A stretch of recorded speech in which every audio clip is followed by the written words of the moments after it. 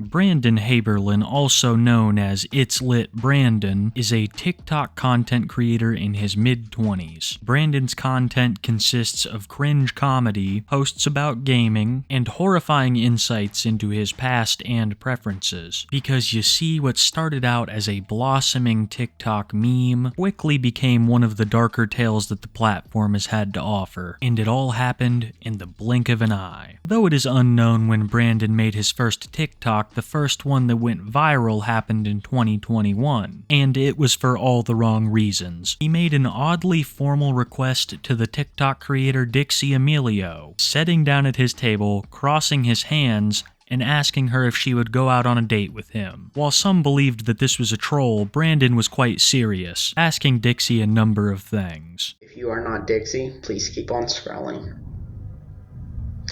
Okay, hi Dixie. My name is Brandon. We've never met. I just wanted to ask you a couple questions, if you don't mind. So the first question I wanted to ask was, I do have a crush on you, and I just wanted to ask you out on a date or something, or maybe we can meet, hang out.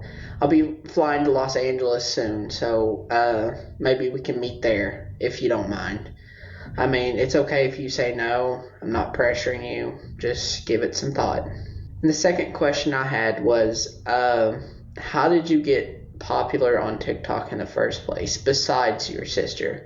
I know you created a song not too long called Be Happy and One Whole Day. I just wanted to know your tips. Thank you for watching, and I hope you see this video. Are you tired of receiving thousands of spam emails from Dixie D'Amelios? Well, then let me tell you about the sponsor of today's video, Aura. Aura is really a jack of all trades when it comes to internet security. With identity, credit card monitoring, an Experian credit card lock, password managers, antivirus protection, VPNs, and data broker removal, it's got just about everything you need to feel safe online, which is a growing need in today's age. With the invention of new technology, of course, comes new ways that scammers can get to us, and having something like Aura's VPN or credit card monitoring could save you, as well as perform data broker removal, which is an extremely cool service. There are numerous websites across the internet that are currently selling all of your personal information, and all of that information is used to better advertise and solicit us. Aura will write into those websites and request that they take out all of your information, and they will do this regularly. With the recent increase in data breaches, I highly recommend everyone that enjoys the internet to use these kinds of services. I personally use Aura, and it has worked wonders for me. I know it will for you guys too. Stop data brokers from exposing your information. Go to aura.com/kiwitapes for a 14-day free trial and see just how much of your information is being sold. The concept of someone sitting down and formally requesting that Dixie D'Amelio go on a date with them was hilarious to a great number of TikTok users, and Brandon, who wanted to succeed on the platform, would leverage this into a blossoming TikTok quote-unquote career. I mean, a big reason that he wanted to go on that date with Dixie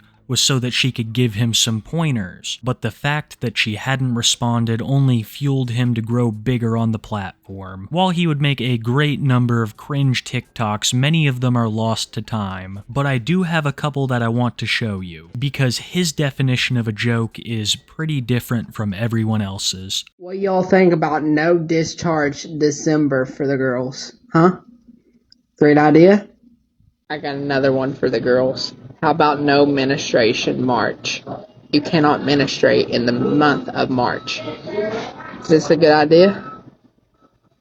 When you're making jokes like this, someone is bound to look into you more, to speculate that you might be a sicko. And with all the attention that Brandon was getting for the Dixie D'Amelio date video, tons of people were questioning his posts, and in his streams, which eventually would lead to a meltdown. Brandon would be holding a live stream from his back porch one night. He had made a number of suspicious comments, and when pressed on it by the chat, he grew increasingly nervous, and in a fit of rage, he would scream something truly disturbing, something that would alter the course of his TikTok journey forever.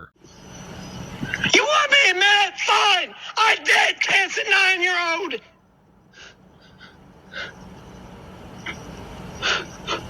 People were absolutely shocked, and rightly so. They had a lot of questions. At first, Brandon claimed that it was all a joke, making a number of TikToks acting like the situation was no big deal, or that it was all a meme, refusing to stop uploading. He also refused to stop going live, and would be confronted by people about his previous statements. While at first he would deny it, eventually he just started to say that it didn't matter, it was in the past, and that everyone who is criticizing him simply knew nothing about the situation. During one live stream he held, he got into an argument with a guy which resulted in him beating up a punching bag, telling him that he was next. Brandon would also make numerous videos trying to explain himself, only implicating himself more, talking about yet another instance that he had had with a minor, but still he stuck to the defense of it was all in the past and people simply needed to move on, because they had done so for other creators that had gotten into controversy. This was Brandon's light bulb moment, and he would make a TikTok about how all of this didn't mean anything because creators like Logan Paul and James Charles had controversy in the past and were now successful today. Though the goal of this video was to clear his name, it did the exact opposite, and only made it worse as he compared himself to the likes of EDP. Let it go. It was years ago.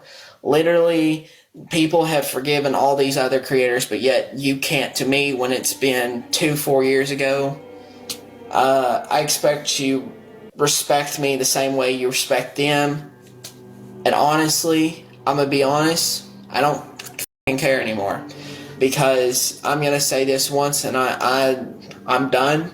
I'm going to keep posting on here. Y'all can do whatever you want with your lives. I don't care what you comment. But from now on, I'm going to stay public. I'm going to keep posting.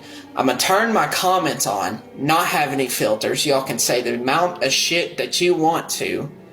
And, yeah. So, all in all, you need to shut the up, let it go. Literally thousands of other creators that have been exposed for the same thing has been forgiven. I hardly see any more comments on their pages explaining what happened to their allegations. EDP doesn't, I think EDP is still on TikTok, by the way. I've seen his account pop up on my For You page multiple times. So EDP, y'all didn't get rid of EDP. He's still on TikTok, roaming around, making videos. He's got his comments turned off. Well, actually, yeah, he's got his comments turned off, but he doesn't have his comments turned off on Instagram. I see a lot of the comments on his Instagram, but he doesn't give a shit anymore. He's not living in a 4x4 jail cell. He's actually very much still living his life. He's probably got a job on top of that. He's also still somewhat has a career. And before I mention anything else, I just want to let you know that there are also multiple creators out there that have not done the similar thing that has been forgiven. I'm not going to compare myself to them, but I will give examples. For example, Logan Paul back in 2018, he made that stupid video in the forest. Here he is 4 years later boxing Floyd Mayweather. Literally started his own drinking company, Prime, and literally has a podcast that has over 4 million subscribers. Literally, James Charles, he took a break for like 2 months. Amidst the allegations, he came back. He's still doing good, still earning money, still fucking grinding, literally videos all day. So I'm going to tell you this, and I'm going to tell you this right now. If those creators can change, and they have showed they changed, and I have too in the last couple of years, that means y'all need to shut the fuck up, let it go, leave it alone, leave it in the past, sealed and buried. Like I said previously, Brandon references a number of situations that creators from many different platforms found themselves in, from some going out to get cupcakes to others taking a walk in the forest. These are not really people or events that you want to compare yourself to ever, but he thinks that just because they overcame their controversies, so should Brandon. When what some of them did was, although horrible, it was not even near the level that he's on, or would be on in the upcoming future. Because though Brandon would go on and on about how this was in the past and it needed to stay buried, he was continuing to perpetrate these actions at this time, and in a way that would end up with legal charges. In July of 2022, Brandon Heaberlin was arrested in Kentucky, charged with a number of things from unlawful imprisonment to sexual abuse. An article on the situation states that on July 31st, 2022, an officer was dispatched to the Eastern Kentucky University, meeting with the victim who would file charges against Heaberlin, as well as an order of protection. The victim states that Heaberlin made unwanted physical contact. Heaberlin disgustingly claimed that he could neither hear her or discern that she was uninterested. The victim also stated that Heaberlin had contacted her numerous times to get her to drop the charges and Title IX investigations. He also stated that he would be willing to drop out of college if it would make the situation, quote-unquote, go away. After Heaberlin was let out on bail, he would subsequently drop out of the college because of the allegations. In a now-deleted Facebook post, he would talk about attending a different college in the area, prompting a Change.org petition called Stop Brandon Heaberlin from Attending MSU. It received 52 signatures before it was inevitably closed. I have no idea if Brandon actually attended the college. What I do know is that this was not the end of his TikTok journey. His first TikTok had been banned because of his previous statements and, of course, the ongoing allegations against him. But he was bound and determined to make this his career, so he would start yet another TikTok. Near the beginning of 2024, Brandon tried to brush all this off like it was nothing. He started a second TikTok account and began to post the regular cringe, critiques on Pokemon games, dancing videos, and also some new creepy stuff. I mean, at this point, what did you expect? Brandon would get in controversy yet again when he would repost something pretty disturbing for a person who's been accused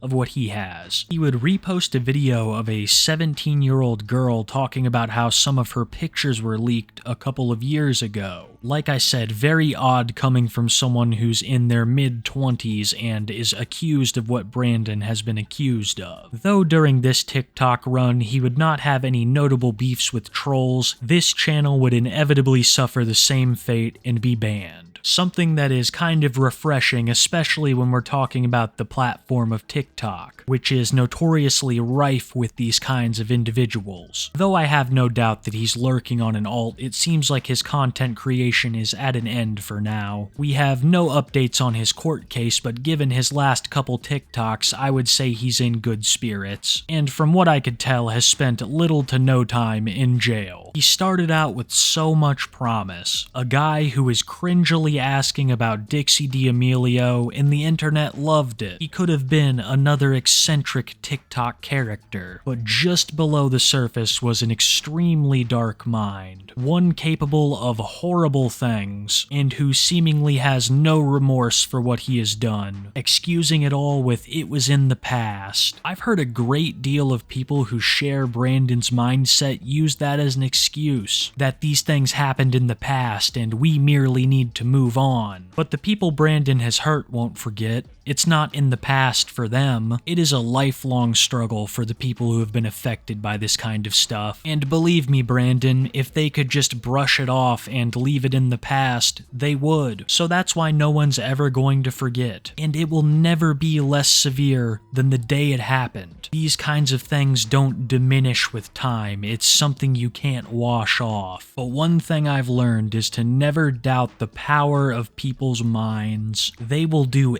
anything to convince themselves that they are not at fault. That even happens to good people. It's almost assured that it will happen with someone as morally bankrupt as Brandon Heaberlin.